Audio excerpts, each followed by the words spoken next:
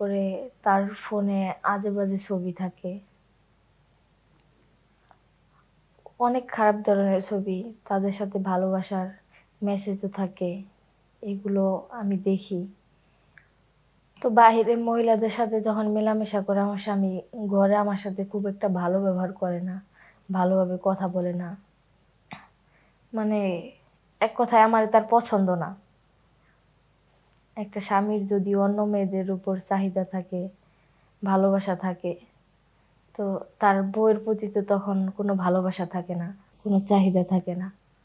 তার কারণ ওনার চাহিদা তো উনি বাহিরেই মিটায়, ঘরে বউয়ের তো কোনো প্রয়োজন নাই, থাকে না। তো আমার স্বামীর মুখের উপরেও তো আমি কোনো কিছু বলতে পারি না। তার কারণ যেহেতু আমার স্বামীর আমার প্রতি কোনো ভালোবাসাই নাই, তাহলে বলেও তো কোনো লাভ নাই। তারপর এক সময় আমি তাকে হাতে নাতে ধরে ফেলি। একটার পর একটা অঘটন করতেই থাকে। আপনারা সবাই কেমন আছেন? আশা করি ভালো আছেন। আজ কিছু জীবনের গল্প নিয়ে আপনাদের সামনে আসলাম, আপনাদের সাথে শেয়ার করব। ততক্ষণ আপনারা আমাদের পাশেই থাকুন। বিয়ের পর থেকেই দেখি আমার জামাই গ্রামের অনেক মহিলাদের সাথে মেলামেশা করে। আমি অনেক আজে বাজে ছবি দেখছি, কিন্তু জামাইয়ের মুখের উপর কোনো কথা বলতে পারি নাই। কারণ এগুলো বলে সংসারে অশান্তি ডেকে এনে লাভ নাই।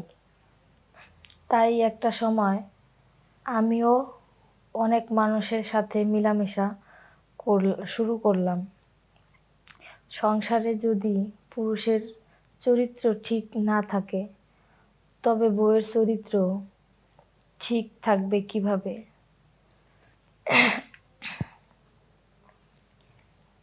আমার বিয়ের পর থেকেই দেখি আমার স্বামী গ্রামে অনেক মহিলাদের সাথে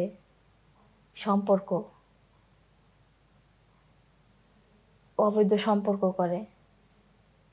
তারপরে তার ফোনে আজেবাজে ছবি থাকে। অনেক খারাপ ধরনের ছবি, তাদের সাথে ভালোবাসার মেসেজও থাকে। এগুলো আমি দেখি। তো বাহিরের মহিলাদের সাথে যখন মেলামেশা করে আমার স্বামী, ঘরে আমার সাথে খুব একটা ভালো ব্যবহার করে না, ভালোভাবে কথা বলে না। মানে এক কথায় আমার তার পছন্দ না। একটা স্বামীর যদি অন্য মেয়েদের উপর চাহিদা থাকে, ভালোবাসা থাকে, তো তার বউয়ের প্রতি তো তখন কোনো ভালোবাসা থাকে না, কোনো চাহিদা থাকে না। তার কারণ ওনার চাহিদা তো উনি বাহিরেই মিটায়, ঘরে বউয়ের তো কোনো প্রয়োজন নাই, থাকে না। তো আমার স্বামীর মুখের উপরেও তো আমি কোনো কিছু বলতে পারি না। তার কারণ যেহেতু আমার স্বামীর আমার প্রতি কোনো ভালোবাসাই নাই, তাহলে বলেও তো কোনো লাভ নাই। তারপর এক সময় আমি তাকে হাতে নাতে ধরে ফেলি। একটার পর একটা অঘটন করতেই থাকে। করতে করতে আমি তাকে হাতে নাতে ধরি। ধরার পর তখন আমার মাথা ঠিক থাকে না, তখন নিজেরেও বুঝাইতে পারি না। না বুঝাইতে পারায় দেখা গেছে আমিও একটা সময় অন্য পুরুষের সাথে খারাপ কাজে লিপ্ত হয়ে যাই, মেলামেশা করি। কিন্তু এটা যে আমি অন্যায় করতেছি কখনোই আমি ভাবি নাই। কারণ আমার স্বামী তো বাইরে যায়, আমিও তো একটা মেয়ে মানুষ, আমারও তো একটা চাহিদা আছে। তো সেটা তো আমার স্বামী পূরণ করে না, আমার কাছে আসে না, আমার হাতের খাবার খায় না, আমার সাথে ভালোভাবে কথা বলে না, ভালো ব্যবহার করে না। তা আমি কি করব? আমি নিরুপায় হয়ে আমি অন্য ছেলেদের সাথে মেলামেশা শুরু করি, সম্পর্ক করি। তারপর এরকম করতে করতে আমিও আমার স্বামীর কাছে এক সময় ধরা পড়ে যাই। যেমন আমি তারটা ধরছি, সেও আমারটা ধরছে। ধরার পর আগে আমি অন্য পুরুষের সাথে মেলার আগে সে আমার সাথে যতটুকু ভালো ব্যবহার করতো, তো ওইটুকু ব্যবহারও আমার সাথে ভালো করে না।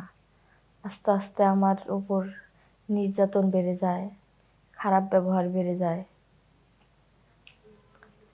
খারাপ আচরণ করে, মারধর করে। আগে তো গায়ে হাত তুলতো না, যা কিছুই হোক, তারপর থেকে গায়ে হাত তুলে, সংসারে অশান্তি, দেখতে পারে না আমি ভালো না খারাপ, এই সমস্ত কথা বলা বলি করে। তারপর আমি কি করব, কোথায় যাব, আমার তো কোনো ভাষা নাই তখন। তার কারণ আমি তো এটা অন্যায় করছি, আমার তো এটা করা ঠিক হয় নাই, আর কেনই বা আমি এটা করতে গেলাম। তারপর আমার স্বামী আমাকে বলে আমার বাবা মাকে আনতে। তো আমার বাবা মাকে আইনা তাদের সামনে আমি কি বলবো, কোনো কথা বলার নাই তো, কোনো ভাষা নাই। কারণ আমার বাবা মা আসলেও তো তখন মানবে না। অন্য ছেলের সাথে কি তখন অন্য ছেলের সাথে তাদের মেয়ের খারাপ সম্পর্ক, খারাপভাবে মেলামেশা করছে, এটা কি তারা কখনোই মানবে? মানবে না। তো আমি তাদেরকে আর ডাকি না, ডাইকা আনি না। কারণ না, ভুল তো আমার, ভুল তো আমি করছি, আমার ভুলের দায় কেন তারা নেবে? তাদেরকে ডাইকা আনি না কেন আমি অপমান অপদস্থ করব? তার কারণ যখন আমার বাবা মাকে ডাইকা আনবে, তখন তো তাদের সাথে ভালো ব্যবহার করবে না, তাদের সাথে খারাপ ব্যবহার করবে। এই কারণেই আমি আমার বাবা মাকে ডাইকা আনি নাই। না আনার পর আরও খারাপ ব্যবহার করে, আরও অত্যাচার বাড়ায় দেয়।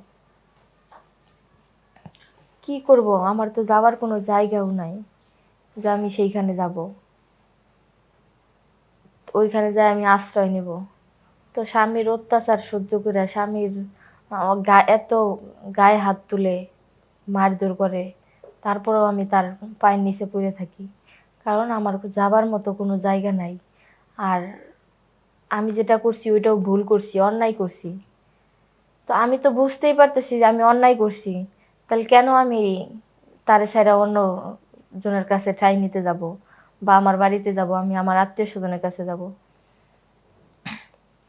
একটা সময় আমার স্বামী তো বুঝতে পারে যে আমি যেরকম ভুল করছি, আমার বউর সাথে অন্যায় করছি, তার কারণ তার যেটা প্রাপ্য তাকে আমি দেই নাই, তার কাছ থেকে দূরে দূরে থাকছি, তার অবহেলা করছি, অত্যাচার করছি।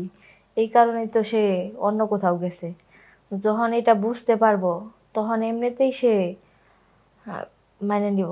এই কারণেই আমি আমার আত্মীয় স্বজন, বাবা মা, কারো কাছেই যাই নাই। তো এইভাবেই চলছে। এখন আমার আর কি করার, যে হয়তো আমি একটা অন্যায় করে ফেলছি,